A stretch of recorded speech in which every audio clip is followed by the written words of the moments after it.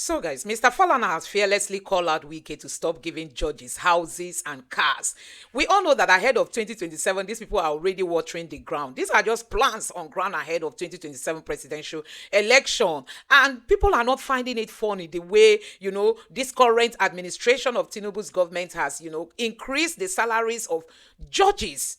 But guess what? Ordinary workers are even asking for 100K. They couldn't give them. They said it's going to be 70K. And still, that 70, it's hard for them to implement. But when it gets to the side of judges, they've increased their pay. Not just their pay, they're also getting new houses and, cars and all that. And recently, Wike flagged off, the construction of houses for judges. And guess who was the person that was there to head the flag off? The CJN. I mean, this current CJN. Don't forget that this is the same woman who was said to have removed Ihedioha, and also she was the one that put Hope Uzodinma. And then people have seen her palling with Wike, and she's been called to take some caution because the eyes of Nigerians are open. So Mr. Falana has come out now to openly say it out that it is wrong for Wike to be gifting judges houses and also cars. Nigerians, take a look for yourself.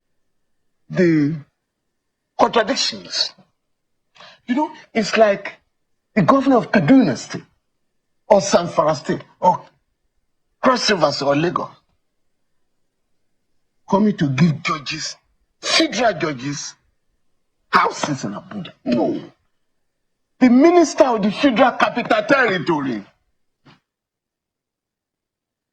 operates like a state governor by virtue of Section 299 of the Constitution. So he cannot say, I'm going to build 40 houses. 10 shall go to the Federal Court, 10 shall go to judges in the FCTI Court, and 10 shall go to the Court of Appeal and Supreme. No! No! Because you are a minister of the federal government,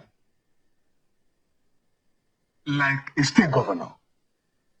So your budget is limited to all the affairs of the FCT, Federal Capital Territory. So you cannot, as the head of the FCT, be dishing out gifts, cars, and houses to judges in the Federal High Court, in the Court of Appeal, and the Supreme Court. That's number one. Number two, you have cases before these courts on the theory of equality before the law. You cannot be seen to be giving cars or houses to judges who are going to determine your cases. And that is why the autonomy of the judiciary has not been constitutionalized. I do recall that last year, in 2024, what was initially budgeted for the judiciary was 160 billion. But when the National Assembly was convinced that you will need houses for judges, you will need cars for judges, and so on and so forth, the budget was increased to 345 billion naira. Understand? So we have no business, our judges have no business, cap in hand, going to the executive to buy cars and houses for them. So we must now try to operate under the law. We have been talking about independence of the judiciary. How do you guarantee the independence of the judiciary? Part of what you did, one, you came on board, look, there should be this. In terms of uniformity of retirement of age. Before, it used to be Supreme Court and Court of Appeal 70 years. Now, he has made it without every judge from the State High Court, Federal High Court, Court of Appeal, Supreme Court, retired at the age of 70. You move further, it's okay. Salaries, emoluments of judges and justices. No president had had that boosted. For how many years? In this country, judges and justices' salaries and emoluments have never increased. What do they earn? At the end of the day, you go home and say, look, if you really want to talk about independence of judiciary, you must make it such a way that they cannot be influenced or politically manipulated. Their salary should be increased. Even as they retire, they collect and tax as the same way. In that case, you are trying to remove them for political manipulation. He did that. The next is welfare. Where are the judges living? They have no hope. Therefore, it's open for political manipulation. And for me, as a president who wants to guarantee the independence of the judiciary, judges must have their homes. I'm not Mr. President. I'm only lucky to be appointed as a minister under his administration, and who is in a position to implement his policies.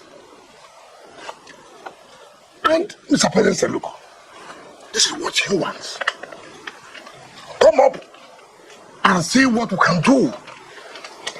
It was approved by Mr. President, sent to the National Assembly in 2024 budget that there should be construction of judges and justices' quarters. That they must remove judges from where they are renting houses. They don't even know where they are living. Where they are living among criminals. We rented houses where the landlord will say, look, you have not paid. Leave. It's embarrassing. A policy anybody should commend Mr. President.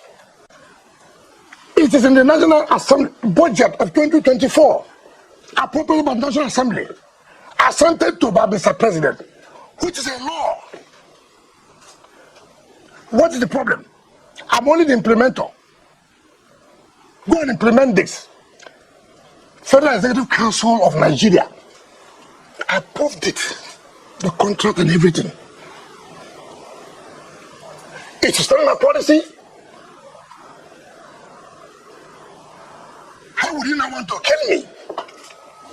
But I'm implementing what the federal government approved. I mean, I've never seen a country like this. But let me also explain. Assuming do not concede, it was my policy.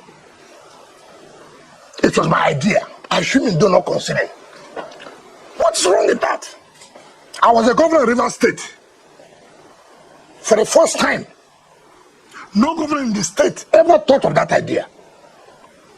To say, look, we must have what we call owner occupier.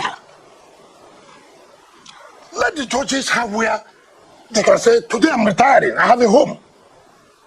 You cannot influence me. Home is very, very important. I did not only do that for judges, also for River State judges and justices who are not serving in River State, but also serve at the federal government level. Be it in the Supreme Court, be it the Court of Appeal, be it the Industrial Court, and Federal High Court.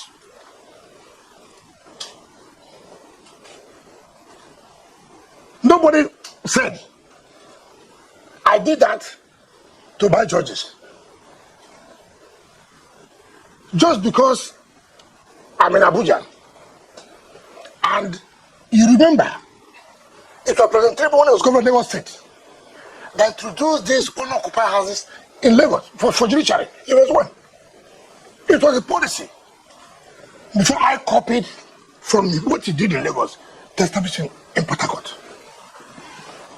But again, all those houses I built for judges, how do I own them now? How do I own the judges now? Had there not been a series of orders against us, against me? Now, let us also say, you know, that is why in our country, instead of people to commend you, particularly from the legal profession,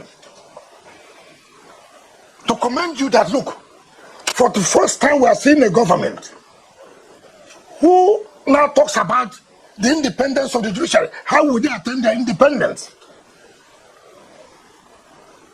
You allow people who have no job, who are professors online.